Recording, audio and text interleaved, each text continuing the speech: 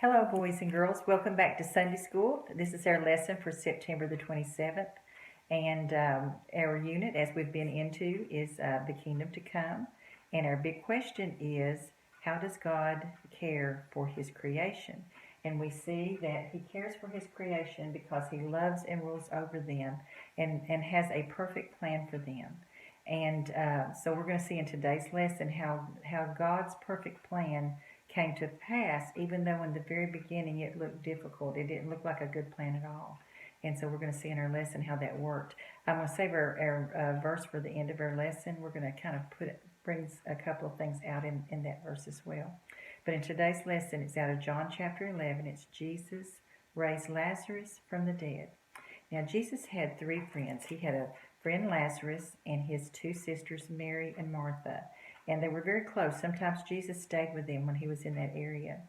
But Lazarus was sick, and so the sisters sent word to Jesus. He was away with his disciples, and sent word to Jesus that his friend Lazarus was sick. And Jesus could have come right away and gone in there and just taken care of things and healed Lazarus like he had done everyone else. But he delayed for 2 more days. And so then finally he talked to his disciples and he said, our friend Lazarus is sick and he is asleep, and I'm going to go wake him. And the disciples said, that's a good thing that he's asleep, because when you're sick, you need some sleep. But Jesus said, no, he's dead. And so the disciples were concerned about that, and so they decided to go on back to Bethany where they were. And so when they get there, then Martha is told that Jesus is on his way, so she runs to meet him. And when she sees Jesus, she says, Jesus, if you had only been here, my brother would not have died. And Jesus said to her, and I'm going to go ahead and read those verses actually out of I'm going to go ahead and kind of back up here to verse 23. Jesus said to Martha, your brother will rise again. And so Martha says, I know that he will rise again in the resurrection. And Jesus says in verse 25, I am the resurrection and the life. He that believes in me, though he were dead, yet shall he live. And whoever lives and believes in me shall never die. So he asked Martha, do you believe this? And Martha said, yes, Lord, I believe that you are the Christ, the Son of God, which should come into the world. And when she said this, she went and found her sister Mary and brought Mary then to Jesus. And of course, when Mary got there, Mary fell at his feet, crying, saying, Lord, if you had only been here, he wouldn't have died. And so Jesus looked at Mary and he looked at all the people around them, and they were so sorrowful. And he said, well, where have you laid him? And they said, come and see. And then when Jesus saw that sorrow, he wept with them. But then they got to the tomb. When they got to the tomb, Jesus said, roll the stone away. And Martha objected. She said, Lord, by now he's going to stink. He's been dead 4 days.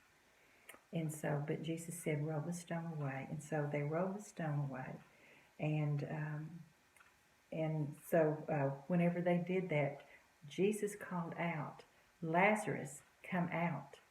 And Lazarus came out, and he was bound. His body was covered. His feet and his hands were wrapped in that linen cloth. His face was covered, but he was walking. He came out and he was walking, alive. And Jesus said, go, loose him. Take off those grave clothes. And they went and they took off those grave clothes, and Jesus said, let him free. And he was free. Now, it's interesting that in the 4 Gospels, Matthew, Mark, Luke, and John is the only one that brings this out in the story about Lazarus being raised from the dead.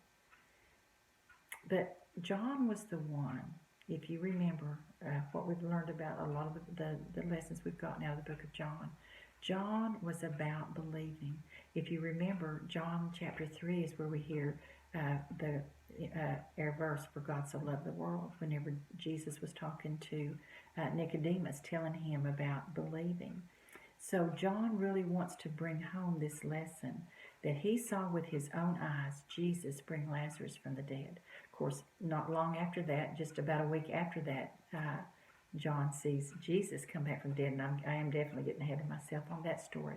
But what I want to bring out right now is that in our lesson we're going to see that Jesus has power over death. What are you afraid of? A lot of people are afraid of a lot of things. For most of us, at some point, we're afraid of that word death. We know that eventually that's where the direction we'll all go. And so sometimes people are afraid of death. About 15 years ago, I had cancer, and I was facing some major surgery. And the morning of my surgery, I was sitting in my little spot that I sit in to have my devotion and my time with the Lord. And I was talking to the Lord, and I said, Lord, I'm scared. And I was. And I felt His presence, and I felt Him say to me very clearly, you don't have to go there. And immediately I said, I won't then. And immediately He took that fear away. But my point is this, is that sometimes it's the fear of something that's going to happen. It's the unknown. It's the uncertainty. It's the, we don't have the answer. We don't have the security we want. And so it creates anxiety inside of us. But the Lord has power over everything. He has power over death and life and all the things that happen. And so when we have a faith and a trust in Him, He takes that fear away. Now, when we look out at the things that are around us, and especially right now, we're still in it with this COVID thing, the uncertainty of all that. We know people have died from it. And so there's just a lot of uncertainty. But we can choose, like when Jesus was talking to Martha, He said, do you believe? And so what we have to answer the question is, are we going to let fear control us, or are we going to let Jesus give us His peace? And that's a choice we'll make. I want us to look back in our verse, okay? If you can zoom in here. Our verse says, He has rescued us from the dominion of darkness and brought us into the kingdom of His dear Son, whom He loves, in whom we have redemption, the forgiveness of sin. That's Colossians 1:13-14. Jesus has delivered us. If we have believed in Him and trusted in Him, He has taken us out of that fear, out of that dominion of darkness, because that's where fear lives, is in that dominion of darkness. But Jesus has brought us into the kingdom of His dear Son. And when we live in His presence and with His word and with His strength and with His hope and His light and all the things that He is, then we come out of that fear and into that place of faith and hope and assurance. Because we don't have a guarantee. This doesn't mean that everything's going to turn out the way we want them to. But it does mean that we can have faith and trust and be lifted up and see Him do these marvelous things. He raised Lazarus from the dead to prove to the disciples and to the others that He has power over death. He does the same thing with me and you. Sometimes we go through whatever we go through so that God can prove to us who He is. So when you're going through a hard time, just remember He loves you. He's with you. He's fighting for you. And you can trust Him, and you don't have to be afraid. So I hope that's what you're learning as you're journeying along with the Lord, and that you can trust Him in the good times, in the bad times, no matter what. Listen, we love you guys, and we're glad we're back in church. We're seeing your faces again. That we know that from time to time you may not be here. There may be others tuning in, but we just want you to have the assurance that Jesus loves you. He knows your name, and He cares for you.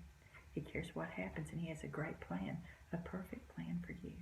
So just trust Him and follow Him. And thank you so much. God bless you. Bye-bye.